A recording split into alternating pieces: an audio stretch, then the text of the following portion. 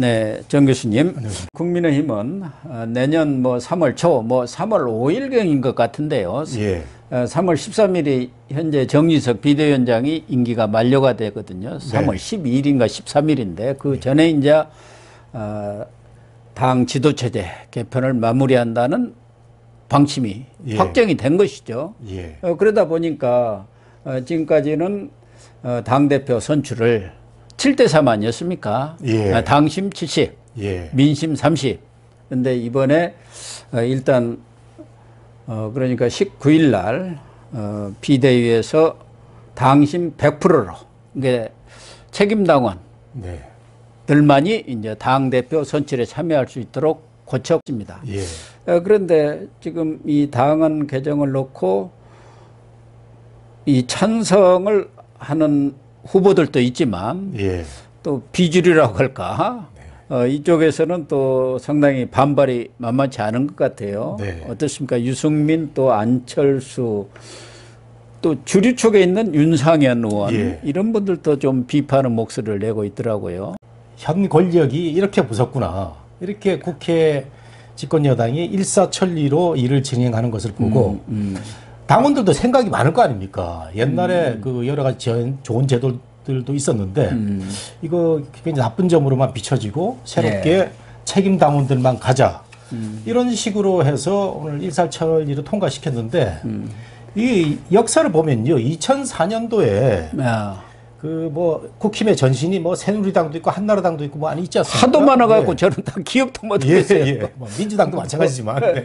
똑같습니다. 이때 어려울 때 그 당원들만 갖고 하지 말자 해가지고 이제 여론조사도 반영하고 외부인들 그 민심을 반영하는 여러 가지 제도를 많이 만들었어요. 이게 2대 3대 3대 2 이게 그 전당대회의 하나의 룰이었습니다. 이게 쭉 내려오다가 이제 7대 3 구 박사님 말씀하신 7대 3으로 최근에 많이 진행이 됐는데 그러다가 최근에 한 9대 1 얘기가 나왔지 않습니까? 9대 1도 나오고 8대 2냐 여러 가지가 안들이 있었는데 일단 100%로 이렇게 결정이 됐죠. 그래서 9대 1 나올 때만 해도 좀 이상하다. 역시 그 윤심이 많이 반영이 됐느냐 이렇게 봤는데 100% 가는 것을 보고 역시 대통령 중심제에서는 새 대통령 이 윤 대통령의 이 염화 시중의 미소가 많이 미치지 않았나 생각이 돼서 이렇게 진행이 되는 것 같습니다. 지금 유승민, 안철수 힘이 없기 때문에 어떻게 앞으로 또 목소리를 낼지 또 봐야죠. 안철수 의원은 골목대장이나 친목회장 뽑는 것 아니지 않느냐 이렇게 얘기를 했고 유승민 전 의원은 윤핵관의 유승민 죽이기다 이런 얘기를 했고 윤상현 의원도 의견 수렴 없이 속전속결하는 거 이게 좀 안타깝다. 다만 윤석열 대통령이나 국민의힘은 이준석 전 대표한테 너무 대여가지고 또 이런 사태가 오면은 지금 이준석 대표의 지난 그 대표 시절에 내부 총질 때문에 어떻게 보면 윤석열 정부가 출범해가지고 많은 어려움을 겪었지 않습니까? 그래서 대통령과 또 당 대표랄까? 그러니까 대통령과 당이 이렇게 화합하는 모습으로 가는 게 윤 대통령, 윤 정권도 성공하고 당도 성공하는 것 아니냐. 그런 판단에서 이렇게 지금 100% 당심으로 가는 것 아닌가 그런 생각이 들어요. 우선은 이준석 당대표의 트라우마가 있어서 크죠. 이걸 밀어붙인 것 같고요. 그다음 역사적 사례를 하나 들면요. 박근혜 전 대통령 때 그 당대표 선거가 있었는데 고 선배님 기억하시다시피 그때 김무성하고 서청원이 붙었는데 청와대에서는 서청원 대표를 많이 밀었지 않습니까? 근데 결국 당선은 김무성이 돼가지고 그 뒤에 여러 가지 삐걱대고 한 그런 사태 속에서 결과가 안 좋았지 않습니까? 결과가 탄핵까지 가버린 거니까요. 그래서 이런 걸 이제 윤석열 대통령이 지켜본 거죠. 그래서 이 윤 대통령이 권력을 유지하는데 굉장히 민감한 것 같아요. 평생을 이제 검찰에 있었고 검찰총장을 하면서 권력은 어떻게 잡아야 되고 어떻게 유지하는 건가에 대해서는 아주 뭐 동물적인 감각이 있다고 하나요? 뭐 이런 제가 이렇게 윤석열 대통령 직접 지시했다거나 이런 말씀드린 건 아니고 이런 용산의 그 생각과 원내 그 지도부 뭐 또 비대위 지도부 간의 어떤 암묵적인 합의 속에서 이렇게 진행이 된 게 아닌가 싶습니다. 그렇죠. 뭐 이심 전심 아니겠습니까? 네. 이 결선 투표제까지도 이렇게 도입을 했어요. 네. 그러니까 특정 후보가 50%를 넘지 못하면 50%가 넘어버리면 뭐 더 얘기할 것이 없는데 예. 50%가 넘지 못하면 3일 후에 결선 투표제를 한다. 네. 이건 또 어떤 의미가 있습니까? 대통령제에서는 프랑스라든가 남미에서는 결선 투표를 많이 하지 않습니까? 네. 의미가 있죠. 그 한 사람을 확실하게 제거하겠다라는 그런 플랜으로 저는 봅니다. 유승민이죠, 유승민. 유승민이 지금 뭐 그 여론조사에 보면 이제 압도적인 1위가 나오고 예. 또 당원들 대상, 국민의힘 지지층을 대상으로 해서도 적어도 3위 안에는 들어간단 말이죠. 그래서 이제 꺼지지 않은 불씨도 될 수 있는데 100% 당심으로 선거를 했을 때도 꺼지지 않은 불씨가 될 수 있는데 요거 결선 투표제를 확실하게 둬가지고 반 유승민 그 전략을 쓰면 뭐 유승민을 확실하게 제거할 수 있다 이런 작전이 아닌가 저는 개인적으로 생각을 해봅니다. 네. 그러니까 네. 결선 투표로 가면은 친윤은 다 단일화 효과가 있다 그 얘기 아닙니까? 그렇죠. 예. 완전 그냥 자연스럽게 단일화가 되지 그렇죠. 않습니까? 결선으로 가면은. 용산이나 이 비대위 지도부들 입장에서는 이 자칫 확실하게 하지 않으면은 네. 유승민이 되는 날은 완전히 큰일 난다. 이런 식으로 해서 결선 투표제. 조금 그런데 제가 보기에는 약간 좀 너무 급한 면이 없지 않나 이런 생각도 좀 드네요. 그러나 유승민 의원 뭐 본인의 생각이라든가 이런 것들은 상당히 건전하고 보수가 개혁돼야 한다. 개혁 보수를 주장하고 있지 않습니까? 네. 그러나 좀 너무 먼한 것 아닌가.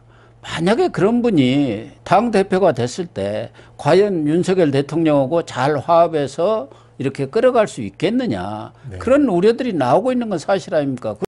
저도 이제 유튜브 방송 같은 걸 해보면 의외로 구독자님들이 정말 유승민 전 의원에 대해서는 부정적인 분들이 많더라고요. 그 이유는 뭐냐면 박근혜 정부 당시에 너무 정부의 철학하고 맞지 않는 그런 얘기를 진보적인 얘기를 많이 해서 정말 싫었는데 당시에 대통령하고 정반대되는 얘기를 함으로써 결국 대통령을 힘들게 하고 분당에서 나가고 이런 배신자의 낙인을 확 찍어놓고 있는 상태더라고요. 그러니까 본인이 지금 합당을 하고 들어온 상태에서도 그러니까요. 그 상처를 회복하지 못하고 계속 힘든 상태에 있고요. 지난번 그 대통령 경선 당시에도 어쨌든 간에 윤 대통령으로 가장 핫하게 붙었는데 지다 보니까 본인이 어떻게 또 윤석열 정부에 기여하고 싶어도 뭐 미운 털 무슨 털이 다 박혀가지고 그런 상황이 있지 않나 생각이 되는데 저는 뭐 그렇다고 해서 유시민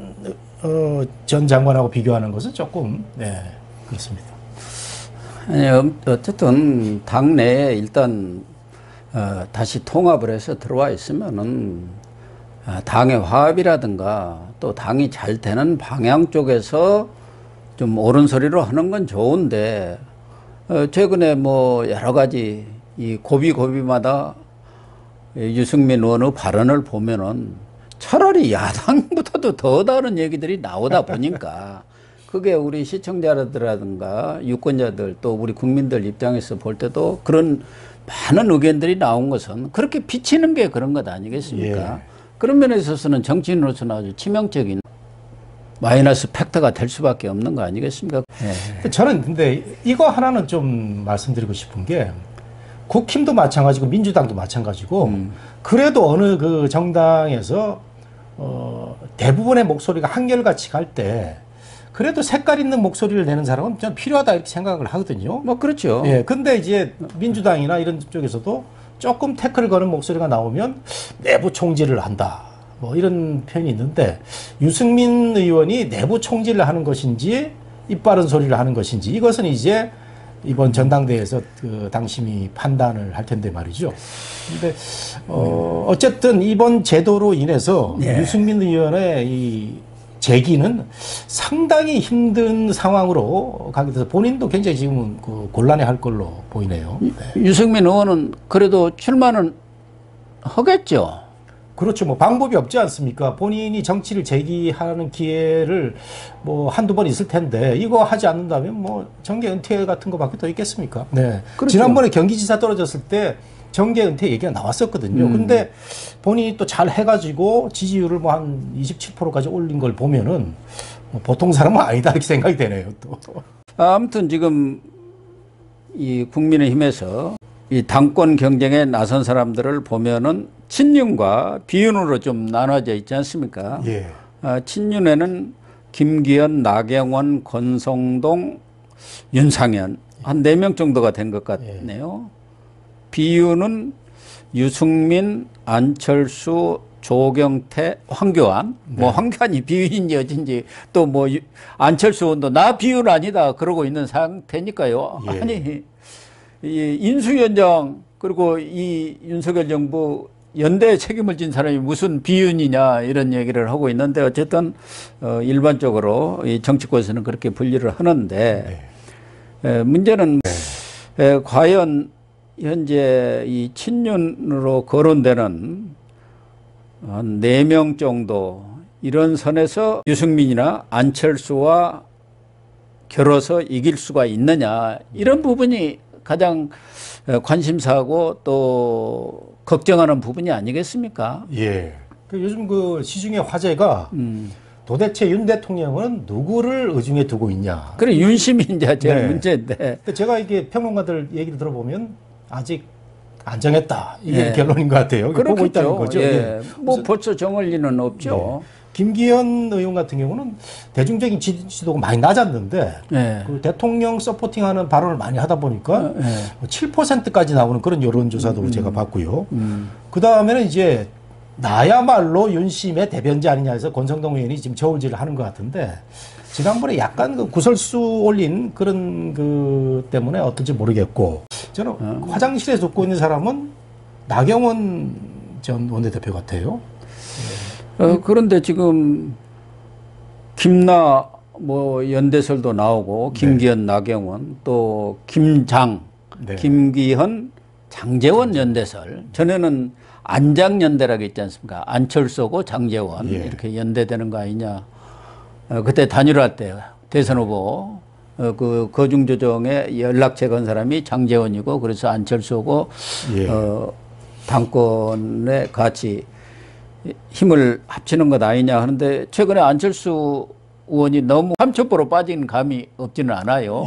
윤석열 대통령하고 조금 또 국민의힘의 주류 쪽으로는 다른 그런 모습들을 보이면서 아마 안장연대는 깨진 것 같고 김장연대. 그래서 일각에서는 윤석열 대통령의 의중은 김기현 쪽에 많이 있는 것 아니냐 그런 이야기들도 있더라고요. 그 안철수 의원 입장에서는 사실 굉장히 서운할 겁니다. 내가 정권 만드는데 공동으로 연대해가지고 내가 당도 합당을 하면서 들어온 사람인데 나를 이렇게 홀대할 수 있느냐 이런 얘기를 그 많이 한다고 하고 제가 그 제 후배들 중에 그 당협위원장들이 많이 있는데요. 한 달 전만 해도 안철수 그 캠프가 구성되면 거기 가겠다 하고 지금 작업들이 많이 이루어졌었어요. 제가 아는 그 아주 친한 후배도 그쪽에 가서 벌써 이게 줄을 대고 하는 모습을 제가 많이 봤는데 안철수가 그 사이에 뜨지를 못했다는 말이죠. 그래서 지금 제가 한 일주일 전에 만났더니 뭐 나 그런 적 없다고 저한테 이제 얘기를 할 정도로 이제 그 딴 생각을 또 하고 있는 걸 보면 안철수 의원은 이번 그 전당대회 선거가 굉장히 어려울 수도 있다 이렇게 생각이 되고요. 저는 결국은 뭐 아까 말씀하신 뭐 김나연대, 뭐 김장연대를 말씀하셨는데 그건 정치부 기자들이 국회에서 지어내는 말일 것 같고요. 제 생각에는 유승민하고 승부를 겨뤄서 이길 수 있는 사람은 저는 나경원 의원밖에 없다고 생각이 되는데 전 의원. 왜냐하면 워낙 그 대중적인 인지도가 있고 당심에서는 뭐 누구보다도 자신하는 사람이 그 나경원 전 의원이기 때문에 아마 화장실에서 계속 웃으면서 오늘 아침 그 발언을 봐도 무슨 김기현하고 나하고 연대를 하느냐. 예. 이런 아주 자신감 있는 목소리를 내비치고 있더라고요. 그래서 결국은 윤심이 나경원이 뭐 100% 화학적 케미가 안 되더라도 나경원 전 원내대표를 찍을 수밖에 없지 않느냐 이런 생각도 저는 듭니다. 네. 그러니까 윤심은 뭐 알려지기는 여러 사람들이 이번에 뭐 당 대표에 나가겠습니다 하고 신고를 할 것 아닙니까? 뭐 예. 직접 만나서 할 수도 있고 전화를 그래서 뭐 원칙적인 얘기입니다만은 지지율이 제일 높은 사람을 나는 지원하겠다. 그러니까 열심히들 뛰어서 당심을 얻어라, 민심을 얻어라 그 얘기 아니겠습니까? 예. 결국 당심도 민심을 따라가는 거니까 궁극적으로 보면은. 그래서 뭐 윤석열 대통령 입장에서는 지금 누구다 이렇게 당장 얘기하기는 어려울 거고 예. 우선 이제 출발한 선상에 서 있는 것 아니겠습니까? 실제로 한 2, 3개월 뛰다 보면은 그간에 우여곡절도 많고 뭐 여러 가지 엎치락 뒤치락이 많지 않습니까? 근데 오늘 아침 그 뉴스를 좀 분석을 해보면요.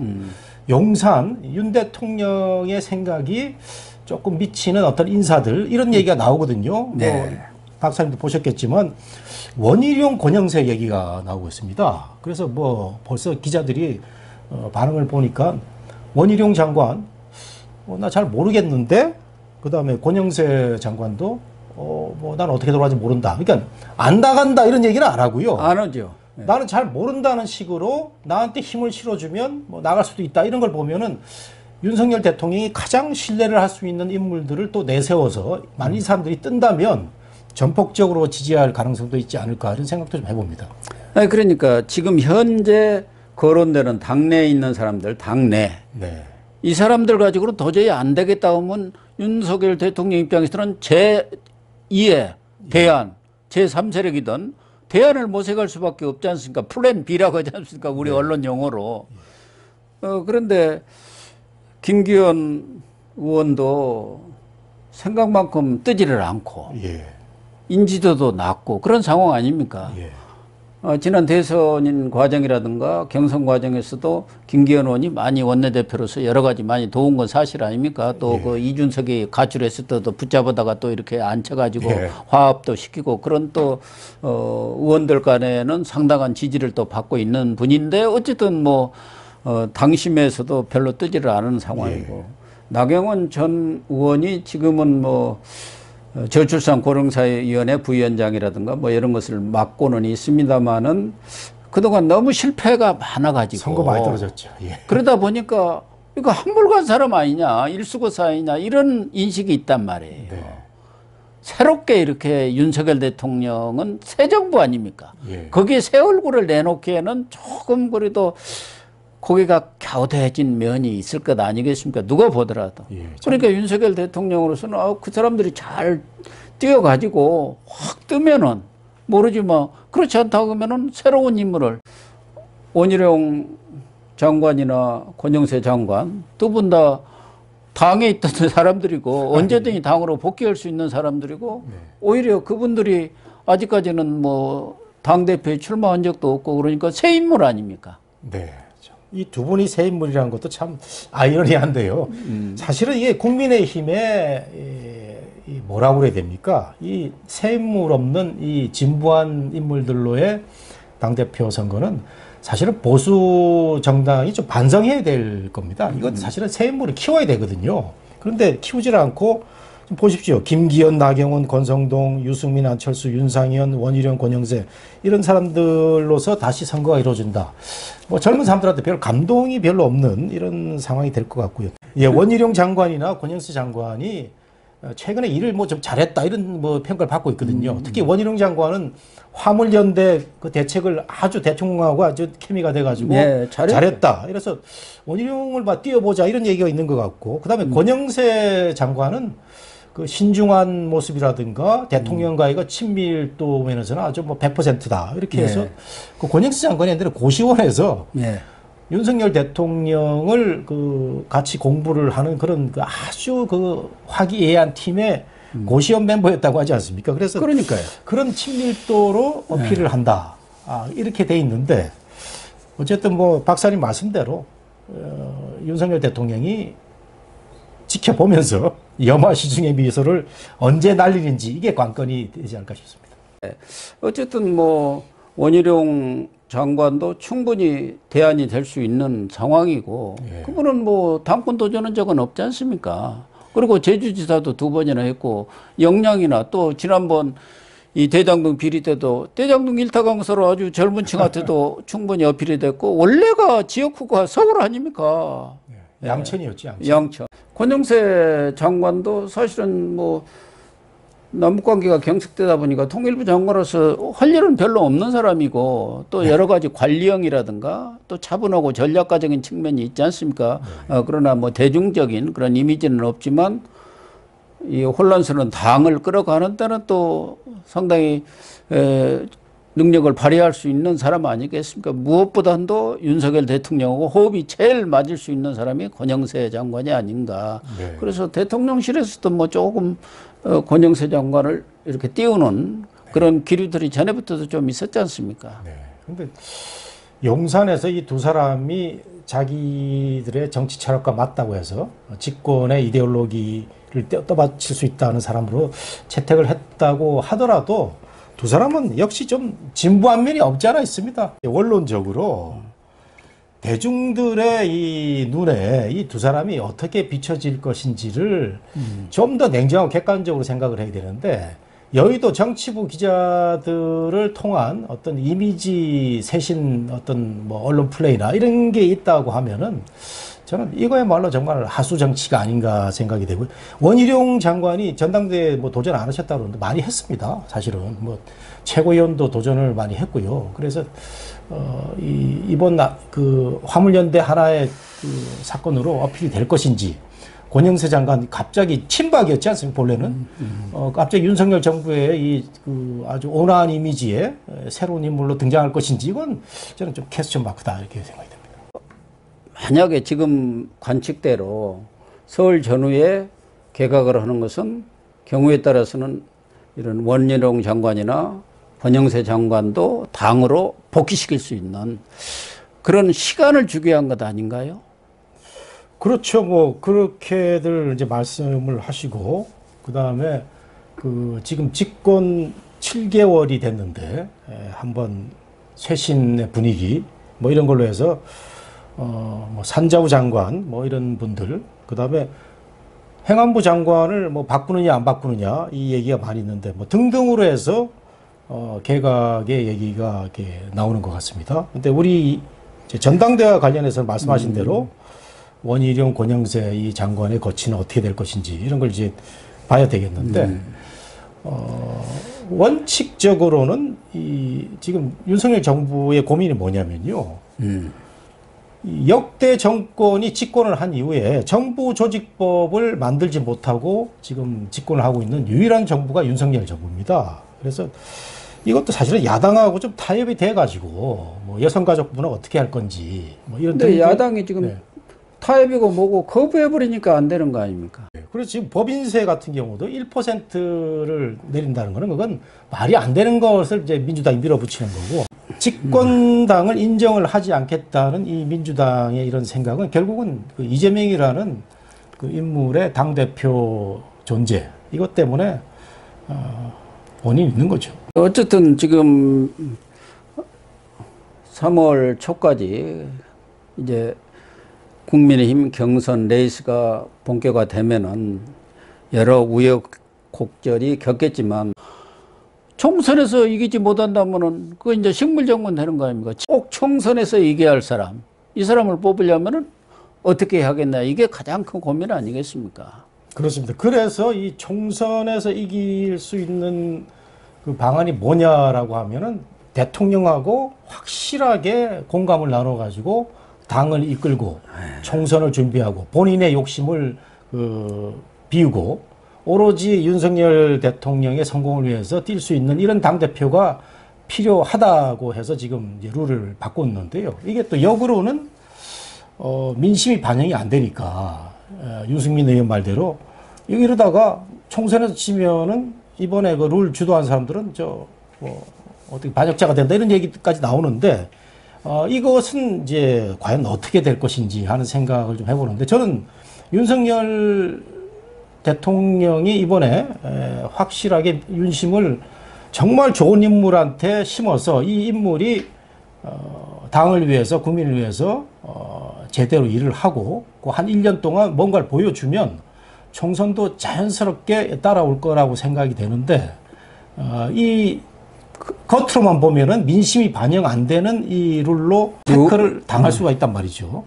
그러면 결국은 총선에 이기려면 수도권에서 이겨야 하고 중도로 확장해야 하고 MZ세대 그러니까 젊은 세대 여기에 합당한 인물을 찾아야 할 것 아니겠습니까? 거기에 누가 더 적합할 건가 그런 것들을 보는 거 아닌가요? 그렇죠. 뭐 정말 수도권 MZ세대 중도 이 세 축이 가장 중요한데 그런 면에서 보면 이제 김기현 의원 같은 경우는 영남이 되다 보니까 그런 한계가 있을 수 있고 아무래도 그 윤상현 의원 말대로 이제 수도권에 누굴 찾아야 된다 이런 얘기가 나오는데 우리 국힘 당원들이 현명한 판단을 하겠죠. 예, 윤석열 정부의 성공을 위해서는 누가 적합한지를 요 세 가지 축 박사님 말씀하신 것처럼 수도권 MZ세대 중도 여기에 어필할 수 있는 사람 누구냐라는 걸 찾을 걸로 생각됩니다. 이제 뭐 당권, 당 지도부 개편을 위한 레이스가 본격화 되겠습니다만은 한 3개월여 동안 많은 우여곡절과 또 부침이 있으면서 최종적으로 당심이 결정이 되지 않겠나 그렇게 보여집니다. 네.